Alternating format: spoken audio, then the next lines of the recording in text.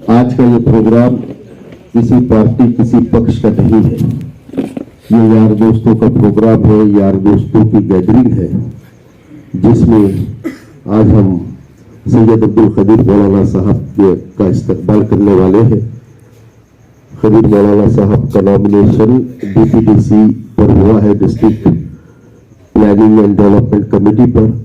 Committee बड़ी है, committee छोटी है, इससे हमको कुछ फर्क नहीं पड़ता। हमारा ये रवैया रहा है कि हमारा दोस्त, हमारे जान पहचान वाला, हमारा साथी, चाहे वो जिंदगी की इस दौड़ में तरक्की छोटी करे, तरक्की बड़ी करे, हमारा दिल खुश होता है और हम उसका इस्तकबाल करते हैं। और ये जो डीवाईएसपी साहब बैठे हैं, अनवर साहब, जो हम तकरीबन एकदम नौजवान खूबसूरत सा 22, 25, 24 साल के हो और हम 12, 13, 14, 15 और मुस्लिम लीग का झंडा उठाते थे। बनात वाला साहब बहुत पसंद थे हमको, आज भी पसंद है। और तकी भाई की सोहबतों में, तकी भाई की वजह से उनकी सोहबतों में रहने का बहुत मौका भी मिला। अब्दुल खदीर मौलाना का आज हम सब यहाँ पर इस्तकबाल करते हैं और उनको आने वाली जिंदगी में कामयाबी के लिए दुआ करते हैं। ये शख्स एक ऐसा शख्स है कि जो हम तो खैर हमारा एक दूसरी भी निस्बत ये है कि डॉक्टर अजीज साहब, खदीर मौलाना, हम और बहुत अक्सर लोग हम जमात के भी साथी हैं, लेकिन खदीर मौलाना की जो सलाहियतें हैं, जो पहली बार मैंने उसको महसूस किया और उनके साथ काम किया, वो था गुज़िश्ता 2 साल का लॉकडाउन। और जमातों पर जो वबाल आया था उस वक्त, जो चंद लोग सड़कों पर थे जमातों के लिए और पुलिस डिपार्टमेंट के साथ मामला तय करने के लिए, वो सब के सब खदीर मौलाना साहब की सरपरस्ती में काम कर रहे थे। इसके लिए आप जोरदार तालियां बजाइए। ये एक चीज क्रेडिट लेने की तो नहीं है, लेकिन मैं आपको बताता चलूं कि यहाँ पर उस वक्त 37 जमाती थी और तकरीबन 600 साथी थे, और जमाती थी करगिल से लेके कन्याकुमारी तक। और फिर बहुत सारे सफीर हजरात थे, अरबी मदारिस के बहुत सारे तलबा थे। तकरीबन 1000-1500 लोगों को अपने अपने घरों तक कानूनी इजाजतों के साथ तमाम टेस्ट करवा कर उनको उनके घरों तक पहुंचाने में हमारी जिस टीम ने काम किया, उसकी सरपरस्ती खदीर मौलाना ने की। अल्लाह ताला उसका अगर इनको दुनिया में भी दे और आखिरत में भी। अब ये बात जो है सियासी पोस्ट मिलना, ओहदे मिलना, इसकी कोई वैल्यू और वक्त नहीं है। और ये जो पोस्ट मिली है खदीर भाई को, खदीर भाई ने तो एप्लीकेशन भी नहीं दिया। आज से 4-6 महीने पहले एक इंक्वायरी आई थी, हमको पार्टी से पूछा गया था, चूंकि वो रियासती नायब सदर है, मैं रियासती सेक्रेटरी हूँ और एडमिनिस्ट्रेशन में काम करता हूँ, वक्त बोर्ड की मेंबरशिप के लिए हम दोनों ने विरोध किया। हमने राइटिंग में दिया है कि we don't want to become a member of Maharashtra Waqf board. सही बोलो खदीर भाई, हमने इनकार किया उससे, क्योंकि हमने बोले हमारे बच्चे तो अच्छे पैदा हो गए, आने वाली नस्लों में लगने लीले बच्चे पैदा होते। हाँ, और आज तो तकी भाई ने कल ऐसे वाकया सुनाए, तकी भाई ने कल जो वाकया सुनाए मौत का, एक साथ के बहुत सारे वाकया वक्त बोर्ड पे, तो ये चीजें हैं सब।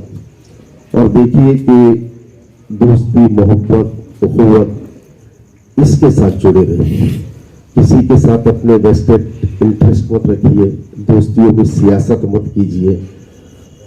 आज अल्हम्दुलिल्लाह तकी भाई के साथ मुझे 50 साल हो गए। 1972 में तकी भाई परभनी पहली बार आए थे। तकी भाई तो मुझे पहचानते भी नहीं थे, लेकिन हम लोग 50 साल हो गए करेक्ट। और मुझे महीना भी याद है, अक्टूबर 1972 से आज तक है।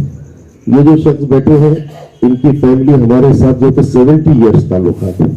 पठान साहब हम बचपन के हैं, खदीर भाई हम 32 साल से हैं, जेपी साहब हम 25 साल से हैं, महबूब भाई तो बस हमारे सरपरस्ती है यहाँ पर। रशीद मदनी साहब हम 31 साल से हैं।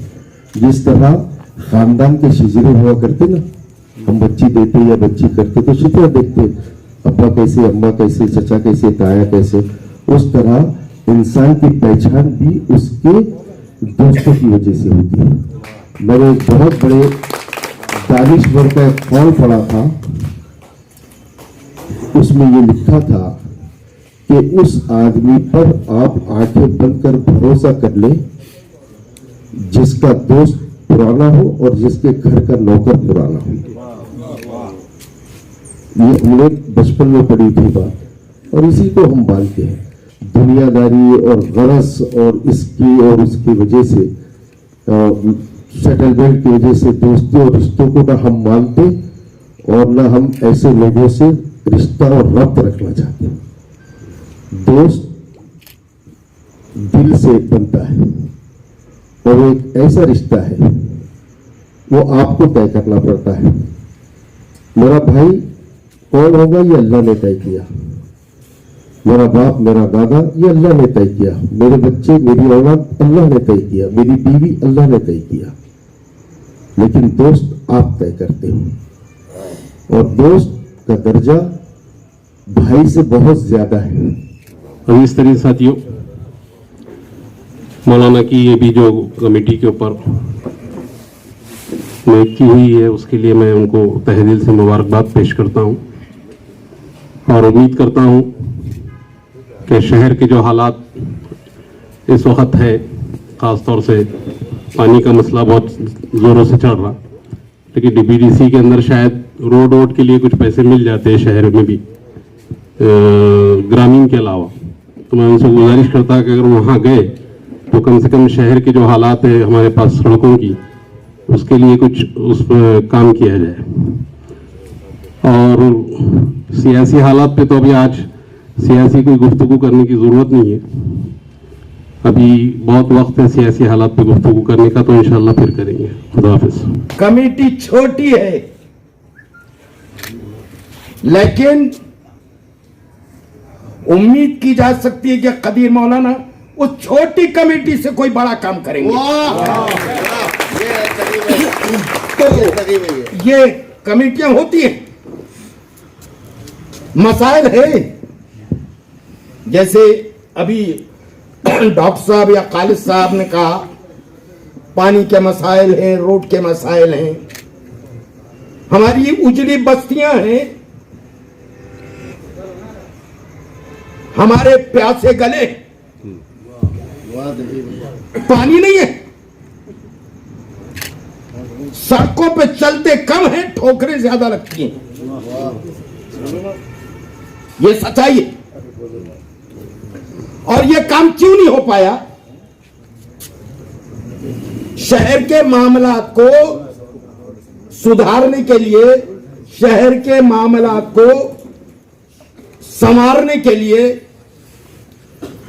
कॉरपोरेशन होती है, म्यूनिसिपल कॉरपोरेशन, म्यूनिसिपलिटीज होती हैं, देहातों में ग्राम पंचायत, इनकी जिम्मेदारियां हैं कि वो शहर के मामलात को दुरुस्त रखें। अब एक बात आपको बताएं, बड़ी तल्ख सी गुफ्तगू है ये। डीपीडीसी की कमेटी पर नॉमिनेट किया जाता है कोई मेंबर को, और आप 115 मेंबरान को इलेक्ट करके भेजते हैं काम के लिए, लेकिन फिर क्या वजह है कि हमारा शहर उजड़ा उजड़ा हो गया, वो रह गया? क्या वजह है? हमने कहां पर गलती की थी?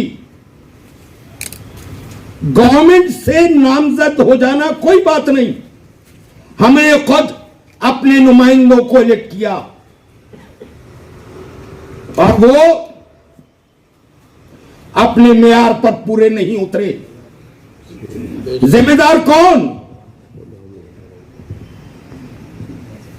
हम बहुत ज्यादा गलतियां कर जाते हैं। दोस्ती नारों की गूंज में, पैसे की खनक में अपने वोटों का इस्तेमाल गलत कर दिया करते हैं और उसका अंजाम ये है जो सामने हो। क्या वजह है कि हम परेशान हैं? उस दिन आपको जागना होगा जिस दिन हम अपने शहर के मामलात को दुरुस्त करने के लिए उठकर खड़े रहते हैं। वो है इलेक्शन का दिन। सियासी बात रही है, यह सच्चाई है। नुमाइंदगी के लिए हम लोगों को चुन कर देते हैं, हम कारपोरेटर बनाते हैं, हम एमएलए बनाते हैं, हम मेंबर पार्लियामेंट बनाते हैं, लेकिन हमारे नुमाइंदे म्यार पर पूरे नहीं उतरते। एक वाकया मैंने कहीं पढ़ा था यूं ही कि एक साहब के पास, मौलाना के पास गए और कहने लगे, मौलाना ये आजकल नुमाइंदे क्यों अपने म्यार पर पूरे नहीं उतरते, इसकी वजह क्या है? तो मौलाना ने कहा मेरे पेट में बहुत दर्द हुआ था एक वक्त। मैं एक हकीम के पास गया और हकीम से मैंने ये कहा कि हकीम साहब मेरे पेट में दर्द बहुत है। उन्होंने एक सुफुक पुड़िया में दे दी और कहा कि रात को सोते वक्त 100 ग्राम दूध की बालाई में इसको मिक्स करके खा लेना, इंशाल्लाह पेट का दर्द दुरुस्त हो जाएगा। मैंने पूछा कि दूध कितना लेना चाहिए जिसकी 100 ग्राम बालाई हो? तो 1.5-2 लीटर। मैंने 2 लीटर दूध खरीदा और दूध खरीदकर घर में बीवी को दिया कि इसको गर्म करो और इसकी बालाई निकाल कर रखो, मेरे पेट में दर्द है, मैं बीमार हूं, तो वो बालाई जो 100 ग्राम बालाई निकलेगी वो दे देना। मैं फिर सोते वक्त पुड़ी खोलकर बैठ गया, बीवी को आवाज दी कि बेगम वो जो दूध लाया था उसकी बालाई लाओ। तो प्लेट में एक झिल्ली सी ला के रख दी, दूध की झिल्ली सी। ये क्या है, मर जाऊं मैं? 100 ग्राम बालाई की बात थी और ये क्या है? ये मैंने तो 2 लीटर दूध लाया था। बोले मौलाना मेरा कसूर नहीं, ये कसूर दूध का, जैसा दूध वैसी बालाई, जैसा दूध वैसी बालाई, जैसा वोटर वैसा नुमाइंदा। रो मत, रोना धोना बंद करो और फैसले करते वक्त अकल का और अपने ईमान का इस्तेमाल करो। ये कोई दुश्वारी आपका में आप आने वाली नहीं। मौलाना छोटी कमेटी से ही, मगर काम बहुत बड़े बड़े हैं। नाकाम हो गए ना हम ये 5 साल, कोई हिचकिचाहट नहीं है बोलने में, बखुदा हम नाकाम हो गए। हम इतने कभी तबाह नहीं हुए थे जो ये 5 साल में तबाह हुए। बुरी लगती हो किसी को तो लगा करे, सच्चाई यही है। ओहदा मिलता है मौलाना, उसका पास रहना चाहिए। एक शायर ने यूं कहा कि एक हर्फ के इजाफे को समझे वो इनकलाब, एक हर्फ के इजाफे को समझे वो इनकलाब। ओहदा मिला तो अहद से मुकर गए, अपने मुकर गए। देखो आज सब कुछ वही सब कुछ है। मौलाना पानी का मामला है, जाओ लड़ो, हमारी दुआएं आपके साथ हैं, बशर्ते कि आप ईमानदारी के साथ वहां खड़े रहें। और उम्मीद की जा सकती है कि आप वहां ईमानदारी से खड़े रहेंगे और अपने हुकूक को छीन कर लाने की आप में सलाहियत है। जरा सी कोशिश करने की जरूरत है और उम्मीद की जा सकती है कि आप करेंगे। अल्लाह से दुआ है कि अल्लाह इनको ओहदे रखने वाले बड़े बड़े लोग, उनके दिलो दिमाग में भी ये बात बिठा दे कि हमने किसी से वादा किया था और वादों को पूरा कर रहे हैं। शुक्रिया, खुदा हाफिज। स्टेज पे बैठे हुए तमाम मौजूद हजरात और मेरे साथियों, बड़ी खुशी की बात है कि हमारे खदीर मौलाना साहब डीपीडीसी में नॉमिनेट हुए हैं। डीपीडीसी क्या है ये बहुत से लोगों को मालूम है, बुरा मत मानिए, क्योंकि हमारे स्टडी का मसला है और आजकल मुताला हमारा व्हाट्सएप यूनिवर्सिटी से चलता है। बाकी दूसरा कोई भरोसा नहीं, किताब पढ़ने का नहीं, अखबार पढ़ने का नहीं। तो भाई मेरी आपसे रिक्वेस्ट है कि मौलाना को हमको फिट करना पड़ेगा कि भाई ये काम हमारा है। इसमें वो भी हमने अभी पठान साहब हमने डिस्कस किया कि डीपीटीसी की क्या जिम्मेदारियां होते हैं और मेंबर के क्या इख्तियारात होते हैं। उस लिहाज से हमको मौलाना से अप्रोच होके परफेक्ट बताना पड़ेगा कि ये चीज़ आप उठाइए और इसको प्रेस कीजिए कि ताकि हमको उस चीज़ को आगे हाईलाइट करने में आसानी। जैसा हमारे जावेद हुसैन ने बताया कि रोड्स वगैरह है, तो हमारे कॉरपोरेशन का आप सबने ऑब्जर्व किया, गवर्नमेंट ने कुछ रोड्स दी थी तो बड़े कमीनापन बोलिए जो बोलिए कि मखसूस इलाके में रोड तैयार किए गए उसके, जबकि हमको रोशन गेट से कटकट गेट जाने के लिए 15 से 20 मिनट लगते। तो मैं मौलाना से रिक्वेस्ट करूंगा कि आप बाय नेम बताइए, शहर के रोड ऐसे नहीं वैसे नहीं, कुछ नहीं, शहर की बात। आप चंपा चौक आइए, लेफ्ट राइट देखिए खाली, फिर बताइए, बोले ये क्या है, बोला रोशन गेट चंपा। पर्पसफुली ऐसा हमको लगता है, पर्पसफुली अवॉइड करते हैं। हम जब कॉर्पोरेशन में थे तो हम जब एचओडी की मीटिंग बैठा करते थे तो लोग डर जाते थे बोलने में, ऐसा से बोल के खामोश हो जाते थे। Green belt, Roshan gate to Makai gate, अरे वहाँ से टैक्सी नहीं वसूल होता, ये वसूल होता। अरे मैं बोला जरा गोलमंडी और लड़केश्वर जाओ ना, कितना पैसा टसो। मैं जब 2 नंबर जोन का कमिश्नर था, जोनल कमिश्नर, मैंने बड़े बड़े मेडिकल और देवरात की दुकानों को सील कर दिया था। हाँ, बताना चाहता था कि तुम हमसे पीछे नहीं। तो बहरहाल मौलाना से हमारी ये एक्सपेक्टेशन है कि जो लोग आपके पास आएंगे इंशाल्लाह आप उनको सही जो है तो गाइड भी करेंगे और उनसे मिले मालूमात के बेस पे आप डीपीडीसी में अटैक भी करेंगे। Attack, no request. खामोश मिजाजी तुम्हें जीने नहीं देगी, इस दौर में जीना हो तो कोहराम मचा दो। तो मौलाना समीउल्लाह से, मौलाना कदीर साहब से मैं एक्सपेक्ट करता हूँ इंशाल्लाह। जज़ाकुमुल्लाह खैर। लेकिन हमें इस पे बहुत सोचने की ज़रूरत है। और ये अब यहाँ पार्टी तो एनसीपी की तरफ से ये तो मौलाना का नाम गया हुआ है और सही यानी सिलेक्शन हुआ। इससे पहले भी डीपीडीसी में कारपोरेशन से भी कारपोरेटर आ गए, ये गए, लेकिन वहाँ पे आवाज़ कोई भी उठाए तो कुछ होता नहीं था। लेकिन आप लोगों को मैं बताता चलूँ कि हमारे कदीर मौलाना में ये अल्लाह मियां ने सिफत डाली है। यहाँ पालक मंत्री शिवसेना का है, इंशाल्लाह उसको ऐसा उन्होंने उतारेंगे जो आज हमारे जिले का है तो बजट है वो ही होना पड़ता। अपन एलर्जी हो जाती, अरे ये सेना का है नहीं जाते, ये ऐसा हो जाता, वो ऐसा, ये बीजेपी का है इसके पास नहीं जाते। अरे काम लेना है तो और फिर अगर ऊपर भी अजीत दादा का साथ है, वहां से भी निधि लेके आएंगे और शहर की तरफ भी आप वो दीजिए। दूसरे बड़े बोर्ड होने से वो कुछ नहीं है, उसमें अपन कोई पॉलिसी मैटर में जा नहीं सकते, खाली अपना टीएडीए लेना और ये करना है। और वो आप तो कोई ऐसा नहीं है कि भाई चलो इसके बजाय तो दूसरे धंधे करेंगे। इससे पहले भी है तो हमने तो सलीम पटेल को है तो पोल्यूशन पे है तो मैंने रिकमेंड करके बनाया था।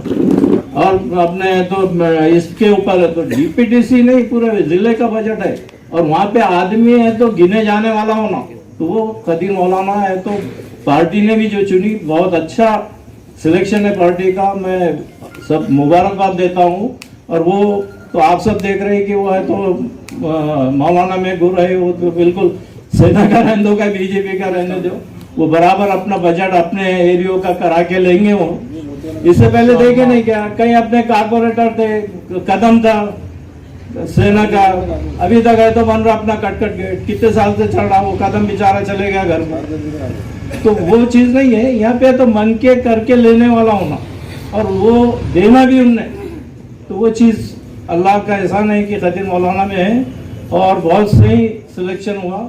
और हमारे को वही चाहिए भाई, शहर और जिले के वास्ते है तो डीपीडीसी चाहिए। हमारे बहुत बड़े बोर्ड पे होने के बाद भी है तो क्या मसला लेके आएंगे, वो देखे आप पिट लैंड पे से कैसे चल रही है तो सियासत कि यहाँ होना वहाँ होना वहाँ होना, तो वो कुछ नहीं। हमको तो ये है तो नल पानी का, अपने रोडों का ये मसाइल हल करने के लिए चाहिए। तो फिर मैं एक बार मुबारकबाद देता हूँ और आप सब लोगों का शुक्रिया अदा करता कि यहाँ बोलने का मौका दिए। खुदा हाफिज। साहब ने कहा, डॉक्टर साहब ने, कि हमें बहुत से लोगों को जो शॉर्ट फॉर्म में डीपीडीसी जो कहा गया है उसका मफहूम सही तरीके से बहुत से हम लोगों पर वाज़ेह नहीं हो सका था, खुद उसमें मैं भी शामिल था। दो चार तकरीरों से बात वाज़ेह हुई है।